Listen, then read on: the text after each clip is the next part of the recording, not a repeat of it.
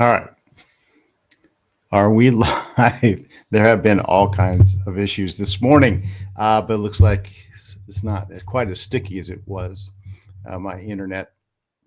And I see that Carrie is here as usual, first one in. And hopefully Michael is not keeping everybody back. Lucas, okay. Our normal lineup. Carrie usually checks in first, then Lucas. So we'll see who else comes, ACU, Chloe, or anybody else. So today we have now that we have a couple people here, I think I might start the video. What I want to talk about today, Ben wanted to talk about really three things, but only two things got on the docket here.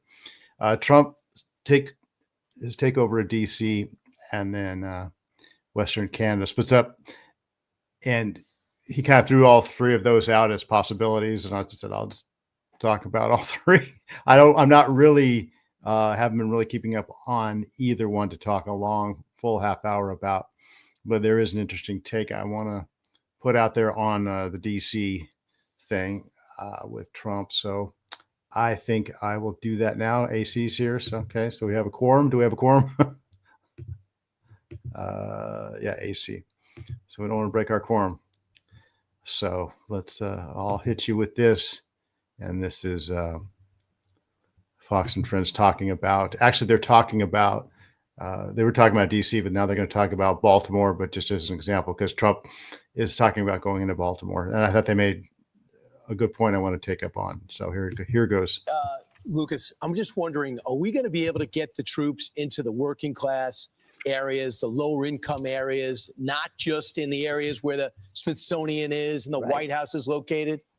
Well, that's what officials are saying, Brian. They're going to put them into Southeast DC, Barry Farms housing project. They're going to be in those neighborhoods, but there's no question this initial push, people wanted to see him on the mall. Yep. All right. Thanks so much. So Baltimore, Maryland, is about an hour outside of DC, and the residents there are complaining of all the crime as well and what can be done about it. And the Baltimore Sun interviewed several residents in different neighborhoods. One was from Curtis Bay, several were from Morrell Park, and they're all complaining because they would love to move because crime has gotten so bad, they say. Drug deals on the streets in front of their houses, but they aren't able to because who's going to buy their house when they're used to be these gorgeous neighborhoods where movies were playing in the park, where picnics were outside for the children, where people could sit on their front porch in their rocking chairs, according to this article, but they can't do that anymore. So it's part of, to your point, Ainsley, people can't sell. And then there are people that just don't have the money to. They can't move. And I always tell people that when they talk about liberal cities and New York going so far to the left, why won't people just move? Well, they just don't have the poor. And so that leads us to this headline in the Baltimore Sun. Trapped in Baltimore. Trap crime, drugs, and high taxes push residents to the brink. And that's what a lot of folks in the area are talking about right now. We've covered it for years. I've covered the broken education system there. I've covered the crime there. I've covered the broken families there for years. And although you've seen some of the numbers go down, again, just like Washington, D.C. Violent crime has gone down there. They'll put points of that. But if you look at some studies, they're number 2 when it comes to murders, Brian. Right. So why are people talking about Baltimore? Because the president brought it up, and he said some of the cities that are just gone to hell, one of them is Baltimore. Oakland is another. And there's many more. Chicago is another. So he's saying, you know, maybe Baltimore is where I'll go next. He needs permission from the governor, who's going to be on our show later. But what is the situation in Baltimore? So the Baltimore Sun sent a reporter out. One of the anecdotes, this information, a 77-year-old woman from Curtis Bay who asked to remain anonymous due to threats she received from drug dealers on her block, compared the morning drug traffic to fast food drive-through. When a real estate agent assessed her property about a month ago, she said the agent told her, can't sell this house with that, referring to the 10 or 12 people involved in the drug market loitering across the street. I'm going to get hurt one day. I know I am. So I was watching this. Okay. So that's the situation. And they were talking about, again, they moved from DC to Baltimore, but you know, the situation's the same in DC. So who else is here? Oh, Chloe came. Did I say hi to you already, Chloe? I don't remember. But good to see you all. So that's the situation now. And right now they're obviously on the mall. They said cleaning up a lot of the homeless stuff going on and crime, and helping the DC police do their job basically, and taking off all the sanctuary city type handcuffs and the typical liberal, progressive city, the attribute of those cities of being soft on crime. So it's interesting on this. I mean, a lot of people are up in arms about it. And Carrie says, this is not going to get any better until we get tougher on crime. And that's right. And it seems to be obvious to state, but to a lot of people, it's not obvious. And to a lot of people, this serves obviously their purpose. I talked yesterday about California and how it's a clash of worldviews, and it's a clash of worldviews here. And I wanted to put a take on it from a Christian perspective. Obviously, that's what I'm supposed to do on my show, and Ben and I always do that too. We always bring in a Bible verse or passage. So I'm going to bring up one that is thrown around a lot, and it was thrown around a lot during the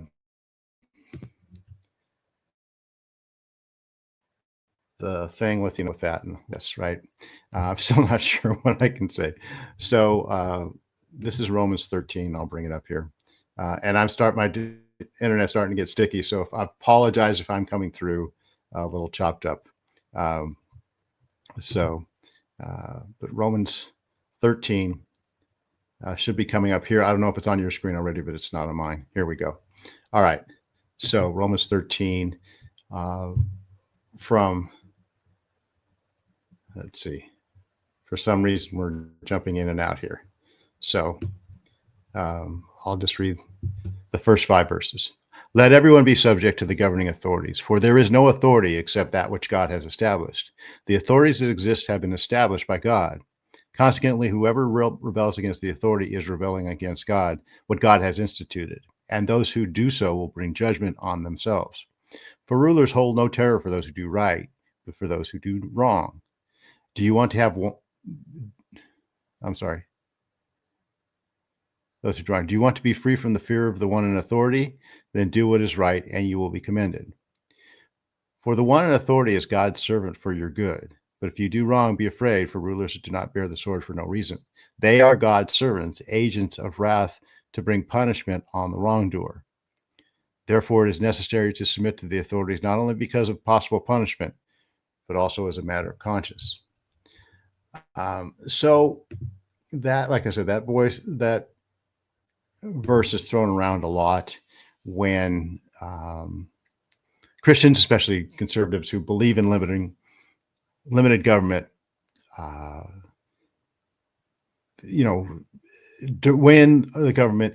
when our government is on the progressive liberal side.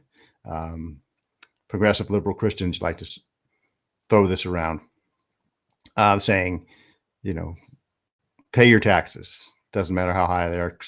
Really what they're saying is stop complaining about your taxes, because that's usually when it's thrown at you, is when you are pushing the government for lower taxes and maybe complaining about it. And some pastor, I had an old pastor who would always throw this up, just, quit whining about your taxes and pay them. Well, there's very few, I don't know anybody who's ever been arrested for tax evasion. Okay. And I remember I used to say to him, hey, if I pay my taxes, if I obey this person, pay my taxes, am I at least allowed to push my government to lower them? Come on. And then during the lockdowns, during pandemic lockdowns, this was thrown down a lot. And this was the big issue. Do Christians obey the governing authorities and close down their churches and do all that stuff and take this kind of thing and put that kind of thing on, whatever? But I just heard a a sermon by my favorite preacher, who I bring up a lot, Bodie Balcom, and he was talking about verses 3 and 4. He said, we always throw 1 and 2 at you, but verses 3 and 4 talk about the government's responsibility, what the government is there for. The government is there to punish the wrongdoer. Okay, we can bring it back up here if it does it quickly here. Okay, for rulers do not. Let's see. Here we are. Verse 4. For the one in authority is God's servant for your good. Okay. They are God's servant, agents of wrath to bring punishment on the wrongdoer. Okay. So, and again, the government has a responsibility to stand up for right and to punish the wrongdoer. Well, this situation that they just described in Baltimore, where this poor lady can't even go outside her house because there's drug deals going on across the street, and she's afraid of getting hurt. And some real estate agent says, I can't sell your house. Who's going to buy this other than a drug dealer? And I can't work at them, right? I said she was thinking of selling it to a developer who will probably level the whole block and put in a, low income housing or something, whatever it is. So this is what you can turn around the argument now, because now the government, the ones in authority, are punishing evildoers. They're punishing wrongdoers. And we've got to be clear who the right doers and the wrongdoers are in this situation. The people doing the drug deals, assaulting people here illegally, committing crimes, they're the wrongdoers, and it's the government's responsibility to punish those wrongdoers. The government is the agent of God to punish those wrongdoers, and the previous government we had wasn't doing that. The previous government we had was facilitating wrongdoers. They weren't doing their jobs as representatives, God's representatives here on earth, as the ones in power to punish the evildoers. So for all the people screaming and howling at this, the federal troops being in DC, or the National Guard helping ICE raids here in California, or whatever it is, this is government doing what government is supposed to do. And it took a guy like Trump to do it, a guy who was separated from the political process. He is not a politician. He's in a political position, making political decisions, but you can tell that I've never seen a politician like this in my life. Reagan was the closest. Okay. But this is someone who understands his role as an authority figure, as someone who's put in authority. He is in authority to punish wrongdoers, those who are doing evil. And that's what he's doing. And half the country's head is exploded. Well, maybe 40% of the country's head is exploded, because he's got everybody's in on this. That matters. And people even 8 years ago that would have been screaming, or at least hesitant about this, or at least disapproving of this, are now approving of it, because they've seen evildoers go unpunished for too long. And this is something so new and different, but it should be the norm. We shouldn't have people in these what used to be nice neighborhoods where they used to show movies in the park, and you used to be able to sit on your front porch and say hi to your neighbor. Now you can't do that because there's drug deals going on everywhere. How did we get to this point? Well, we got to this point because the authorities and rulers, we elected people who didn't understand their role as authorities and rulers and agents of God to punish evildoers. They were evildoers themselves, and their agendas were served by letting people who are doing wrong, who are doing evil, have a free hand. And again, it goes back to the worldview. The Judeo-Christian, I talked about it yesterday, the constructive worldview of Judeo-Christianity, the Western worldview that comes rooted in the Bible, Judeo from Jewish, Christian, or Christianity. That's a constructive worldview. Things get better. Things in the West and Western civilization have made the world immeasurably better than it was 500 years ago, if you want to take the long view, right? But then about 200 years ago or so, this Marxist, socialist worldview, destructive worldview, came into prominence. I think it started with the French Revolution, and whatever brought about the French Revolution, that thought of egalitarian, everybody has to be equal, which meant everybody had to be equal in misery, right? And that started the destruction of the West. So that's kind of my take on the Baltimore thing, and I think that story showed it perfectly. A lady trapped in her house, 77-year-old lady trapped in her house, afraid she's going to get hurt, wanted to remain anonymous, right? Because she's going to get hurt by these drug dealers outside us. Well, that tells you that government has not done its job, done its God-appointed job, and now there's a government in place that sees its responsibility. Okay. Let's see, get to some comments here because you guys have been chipping in. Or let's see. Okay. Okay. I've been watching videos of millennials struggling to live in their cars, homeless, being swept away, RV, homeless encampments, youth threatening to steal because they work but can't buy food. Okay. Yeah, and this is why, and when we get to the Canada thing, a lot of this is coming from young people. My Lord, the state of this world, yeah. Progressive liberal Christians, what is that? That's a fairly significant chunk of the body of Christ. We can't get away from it. And it's maddening a lot of times, but the tide is turning because it's becoming more and more evident. And the more, you talk about Christian nationalism or people with that Christians that really love Trump.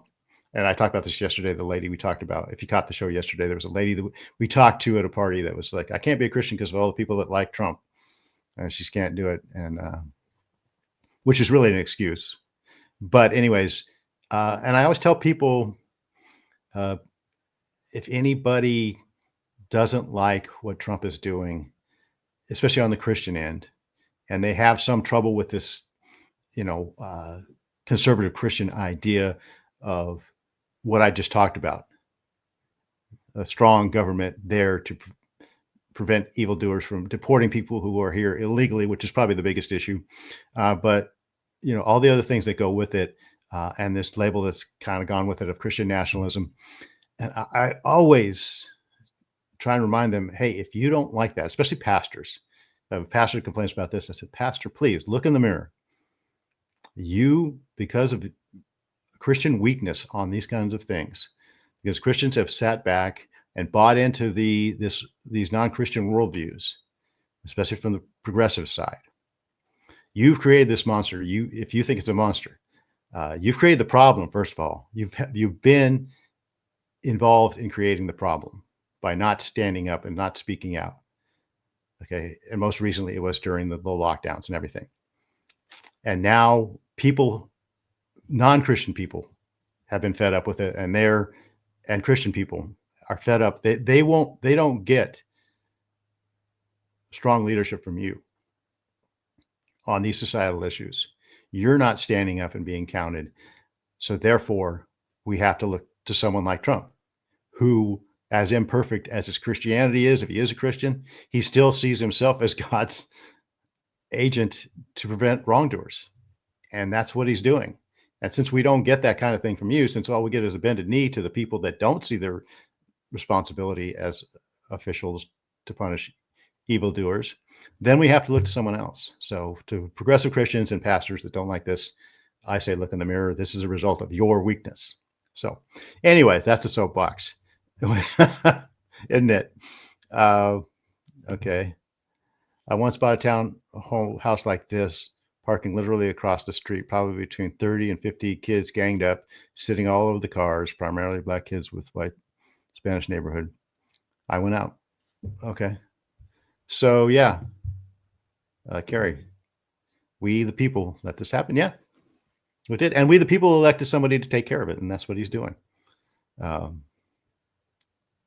So that's just a good point too. That's not the government's job. It's the people's job. These laws are incorrect. Right. And we have sat by and let these laws be passed. Okay. So, and the other thing that I want to talk about is the Canadian, I guess it's called Wexit. The Western provinces of Canada are, it looks like they're seceding from Canada and wanting independence. And I guess Montreal, Quebec is doing that also. Well, Quebec's on the east side. And I think it's interesting what happened in Canada. Canada, all the years of Justin Trudeau and the again, that worldview being predominant, and mostly it's expressed in, like I said, illegal immigration coming in, and that serving the purpose of the liberal government there, the liberal progressive government that doesn't see itself as punishing evildoers, it sees itself as breaking down institutions so it can be rebuilt in a godless, utopian Marxist socialist model. So the Western provinces have had enough of it, I think, and they're pretty sparsely populated. So it's kind of like the situation we have here, the cities, like I was talking about California, how most of the population is in this real thin strip in the cities on the coast, and they determine the policies for the rest of the state. New York is like that. I know that New York, upper New York, it drives them crazy because they're not nearly as liberal as New York City, but New York City has all the people. So New York City determines the state's thing. So that's kind of a microcosm. I think this thing happens in Canada where you got these Western provinces that they're more rural. There's, Saskatchewan with the Rough Riders, right? And British Columbia with this big open spaces, and they're resource rich, and they produce a lot of the things that Canadian cities in the East need, but the Canadian cities in the East are even more advanced than we are down this progressive road to perdition, right? And they've had enough of it. It's kind of reminiscent a little bit of Brexit and what the British were talking about, how they didn't want Brussels and Belgium and a whole other country determining what they can and can't do. The fishermen in Scotland, probably Britain, I guess Scotland maybe wasn't a part of it, but in the British Isles, so you can't tell us, well, why is Brussels telling us how much fish we can and can't sell, can't catch and can't sell, right? Why is this faraway government hub bureaucracy who doesn't have our best interests at stake? Why are they taking our resources away or telling us what to do with our resources?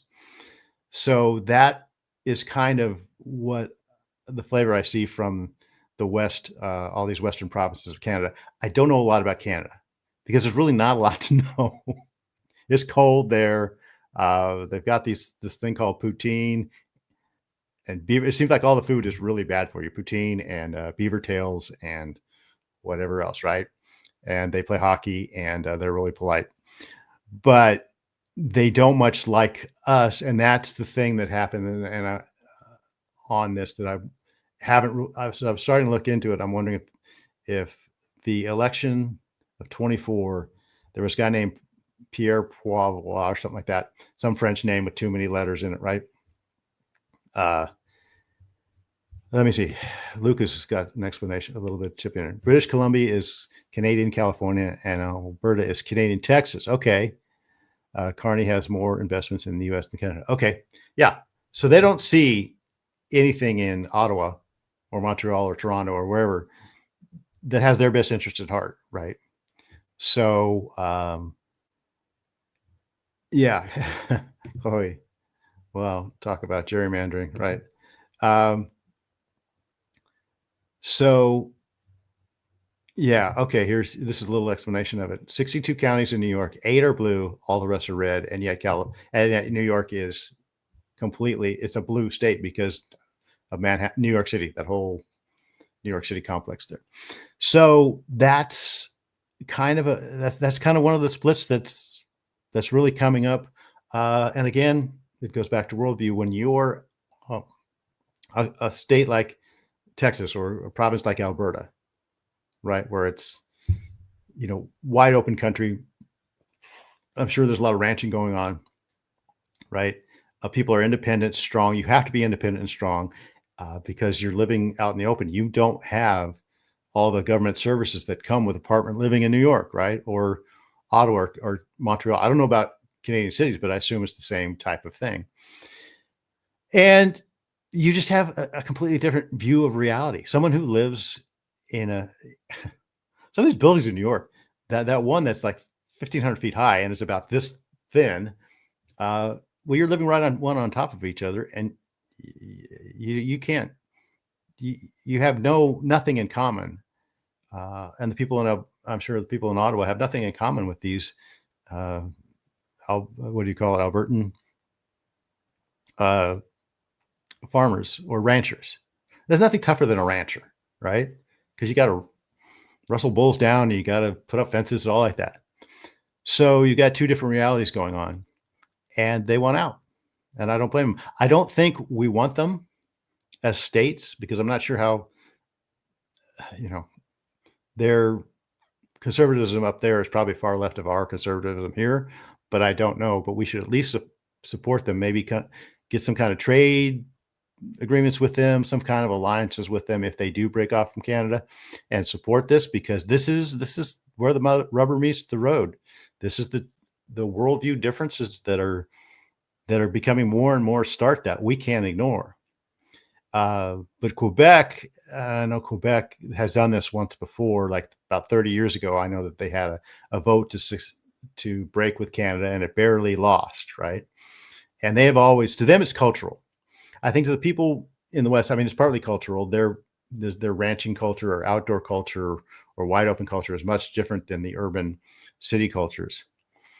But Quebec is like a completely different language, and it's France versus Britain, really. Most of Canada is British, but Quebec was always French, and Quebec has always had this thing. No, we're not Canadians, we're Quebecans or whatever they call it. So I don't know that we will have a lot to do with Quebec other than, maybe getting alliance with them, right? Or some kind of trade alliances and being friends with them. And then, but Canada, Canada, Canada could have gone conservative. They could have voted for Pierre. I'll just call him Pierre because I don't know how to pronounce his last name. But Trump made those statements about, hey, Canada could be the 51st state. Hey, and that got all the Canadians up in arms. And Pierre lost the election because Canadians had a hissy fit about Trump. And they said, we're not voting for that guy because he likes Trump. And I think the guy was begging Trump not to say that because he pretty much had it. I think he was going to win until Trump opened his mouth, but that's Trump. That's what he does. So Canada did a really immature thing by voting in another super liberal premier. And now this is the consequences of it. All those provinces that are more conservative said, hey, if we can't have any more of this. We're not going to sign up for another 4 to 8 or however long their terms are up there. And it's worldview split time, it really is. So anyways, let's see. Pierre Poilievre lost his seat in Ottawa and is now running in a by-election in Alberta against over 200 candidates. Really? Okay. All right. I liked him. I don't know how he blew it, but is leader of the Conservative Party, but doesn't have a seat in Parliament because he can't speak. Okay. So, but I like what he says. And it seemed to me that he had a good chance. But that's the way it is. But Canada, I'm going to be very interested to see that. Canada breaks up.